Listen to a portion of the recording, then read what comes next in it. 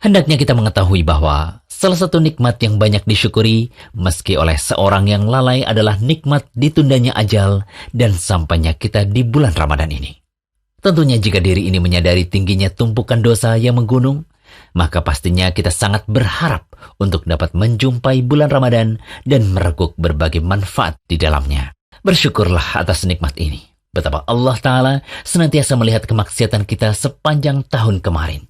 Tetapi Allah tetap menutupi aib kita, memaafkan dan menunda kematian kita sampai bisa berjumpa kembali dengan Ramadan tahun ini. Oleh karena itu, kita tidak boleh menyia-nyiakan kesempatan berharga ini untuk meraih banyak pahala dan ampunan dari Allah Subhanahu wa Ta'ala. Juga kita perlu mewaspadai hal-hal perusak amal yang bisa saja menyebabkan pahala dan amal kita di bulan Ramadan kali ini sia-sia belaka. Tidak bernilai pahala, bahkan amalan kita tak dibalas surga. Nah, coba simak beberapa perusak amal di bulan Ramadan berikut yang mesti kita waspadai. Perusak pertama, ibadah Ramadan tanpa ilmu. Salah satu bekal penting dalam menyambut bulan Ramadan adalah bekal ilmu. Ilmu yang bisa membuat ibadah puasa kita tidak hanya sebatas menahan haus dan lapar saja. Ilmu yang bisa membentengi kita dari perbuatan yang sia-sia dan ilmu yang akan menambah pahala puasa kita semakin berlimpah. Ibnu Qayyim rahimahullah berkata, orang yang beramal tanpa ilmu bagai orang yang berjalan tanpa ada penuntun. Sudah dimaklumi bahwa orang yang rusak karena berjalan tanpa penuntun tadi akan mendapat kesulitan dan sulit bisa selamat. Taruhlah ia bisa selamat, tetapi itu jarang. Menurut orang yang berakal, ia tetap saja tidak dipuji, bahkan dapat celaan. Sehingga agar amal ibadah Ramadan kita tidak sia-sia, kita masih tahu hukum-hukum yang berkaitan dengan rutinitas amal ibadah Ramadan itu sendiri.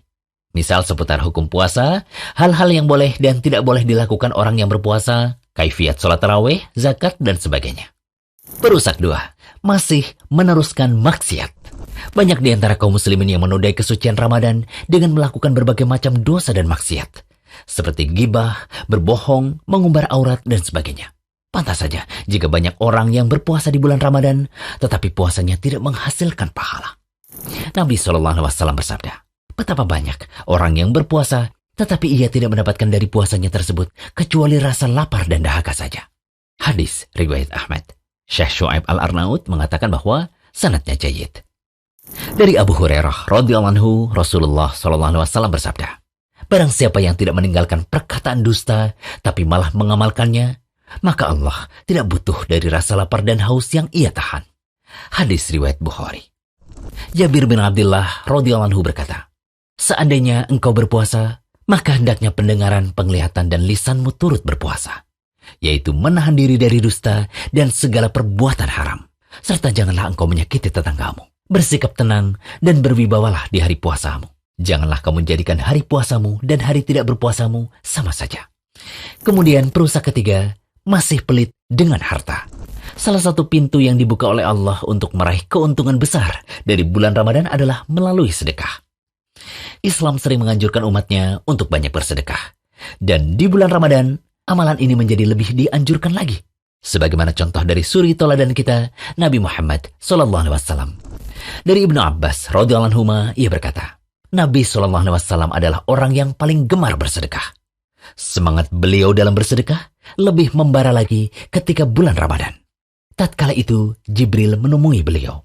Jibril menemui beliau setiap malamnya di bulan Ramadan.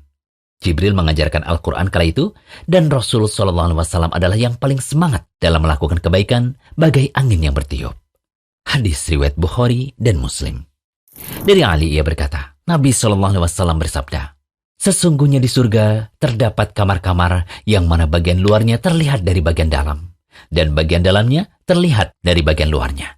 Lantas seorang Arab Badui berdiri sambil berkata, bagi siapakah kamar-kamar itu diperuntukkan, wahai Rasulullah? Nabi SAW menjawab, untuk orang yang berkata benar, yang memberi makan, yang senantiasa berpuasa, dan sholat pada malam hari di waktu manusia pada tidur. Hadis riwayat Tirmidzi. Syekh Albani mengatakan bahwa hadis ini hasan. Makanya, sungguh rugi jika ada orang Islam yang pelit di bulan yang mulia ini. Selanjutnya, perusak keempat. Puasa, tetapi tidak sholat. Pakar fikih kerajaan Saudi Arabia pada masa silam, Syekh Muhammad bin Shalih Al-Utsaimin rahimahullah pernah ditanya, apa hukum orang yang berpuasa tetapi meninggalkan sholat?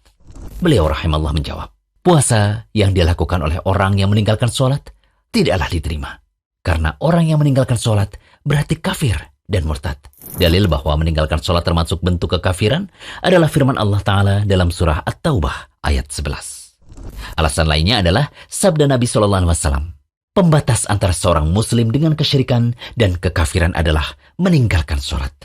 Syekh Ibnu Utsaimin rahimahullah kemudian melanjutkan. Kami katakan, sholatlah. Kemudian tunaikanlah puasa. Adapun jika engkau puasa tetapi tidak sholat, amalan puasamu akan tertolak. Karena orang kafir sebab meninggalkan sholat tidak diterima ibadah darinya. Selanjutnya yang terakhir adalah perusak kelima. Sholat tarawih super ngebut. Islam lebih mengutamakan kualitas ibadah daripada kuantitas ibadah. Sederhana tetapi bagus, lebih berharga daripada banyak tetapi tanpa nilai. Orang yang mengerjakan sholat tarawih dengan ngebut, sementara mereka tidak bisa tumakninah, tidak bisa khusyuk, tidak bisa menikmati ibadahnya, tidak bisa menghayati apa yang dibaca, merasa sangat tertekan ketika sholat dan seterusnya. Semua ini indikasi bahwa sholatnya sangat tidak berkualitas. Jika alasannya hanya untuk mengejar target puluhan rakaat, berarti ia mengorbankan kualitas demi mewujudkan kuantitas. Anda bisa perhatikan apa yang bisa diharapkan dari model sholat semacam itu. Nabi SAW bersabda, sebaik-baik sholat adalah yang lama berdirinya. Hadis riwayat Muslim. Dari Abu Hurairah, beliau berkata, Nabi SAW melarang seseorang sholat muhtasiran. Ibnu Hajar rahimahullah membawakan hadis tadi dalam kitab beliau, Bulughul Maram, bab dorongan agar khusyuk dalam sholat. Sebagian ulama menafsirkan ikhtisar atau muhtasiran dalam hadis tadi adalah sholat yang ringkas atau terburu-buru, tidak ada tumaninah ketika membaca surah, ruku, dan sujud. Semoga Allah menerima setiap amalan kita di bulan Ramadan dan menjauhkan kita dari kesia-siaan dalam beramal. Amin. Yuk klik tombol subscribe di bawah biar gak ketinggalan menyimak video bermanfaat dari Rumaiso TV.